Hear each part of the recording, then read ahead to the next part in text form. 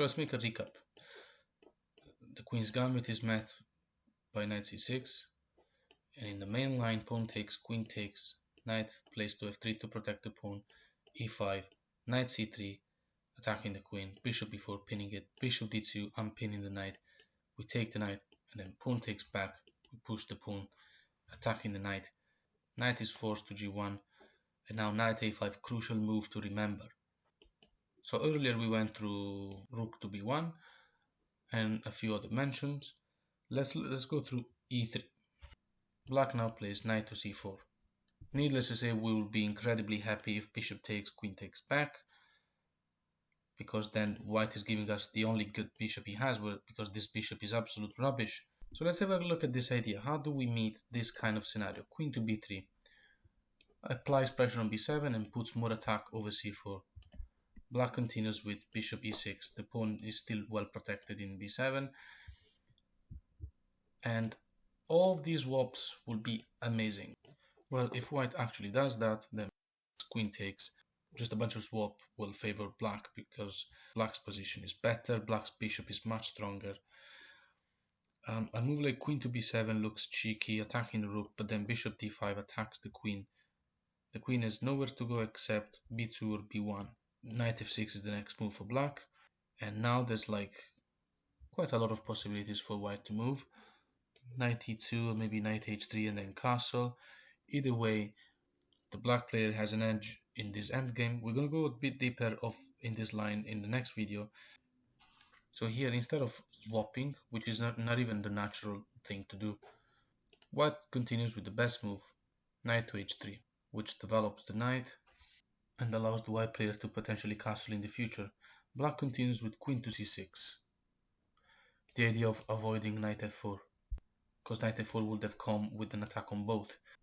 White now cannot play knight f4 because knight f4 will lose. In fact, knight d2 grabs a piece whilst the bishop is attacking the queen, and there's no escape from this. If bishop b5 pinning the queen, then it doesn't matter. Just take the queen, bishop takes our queen, and after take, we're up a piece. So in this position, knight f4 is not possible. And now there's a problem here because we have a discovered attack. So now that we've removed the queen and we are in c6, there's a threat of attacking the queen. So after queen to b1, black continues with knight f6. What can white do right now? He has this really ugly bishop, and this is the best bishop. So the bishop will not take the knight, of course, because then bishop c4 looks fantastic for black. Well, it's just winning, simply winning.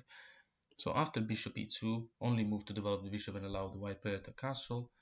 Black can take the knight in h3, smashing the pawn structure. No reason to hesitate about that. G takes back, and black now castles.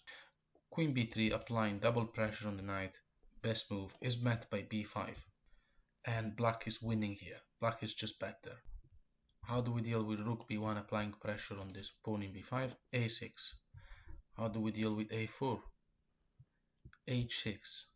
Best move by black is h6. Prophylactic.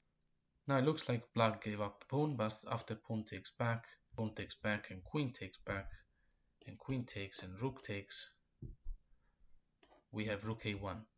Check. So that didn't work. Only way to block that makes sense is bishop to d1, and now black plays knight to d7, stopping the white player from playing rook to c5, attacking the pawn and the knight, so the knight's putting crucial control over the square c5. Black's next move is going to be rook f to a8, and the situation here is completely lost for white. So back at this position, we saw why bishop e2 is no good. So after knight f4, that now finally seems possible and justifies the development of the knight to h3 and then f4, as we mentioned before. White just had to be very careful on how to control the timings. Now black continues with castling. So let's look at two options here. Bishop e2 is not the best for white.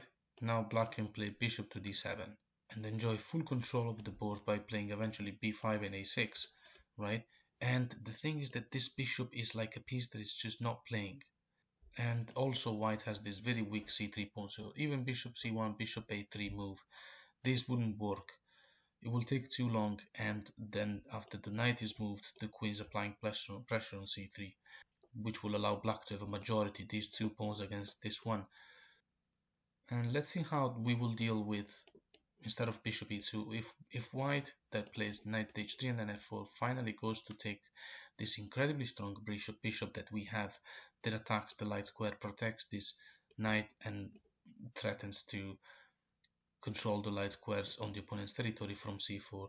If white takes the knight, we will take back with the pawn.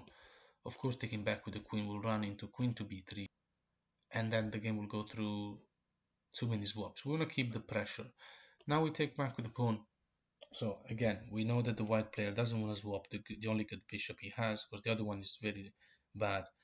So after bishop e2 developing and finally allowing the white king to castle, black continues with knight e5. Let's look at two options, either queen takes pawn or castle.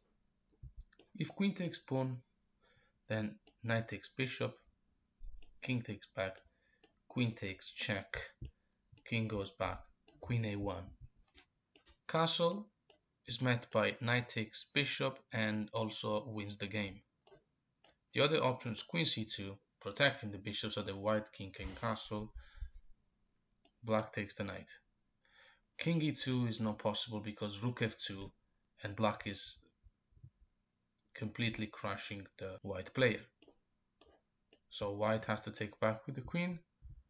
Queen takes, and now we're happy to swap everything. And black wins this endgame because of the majority against the minority. So slowly we're going to start pushing c6, b5, a5, and so on.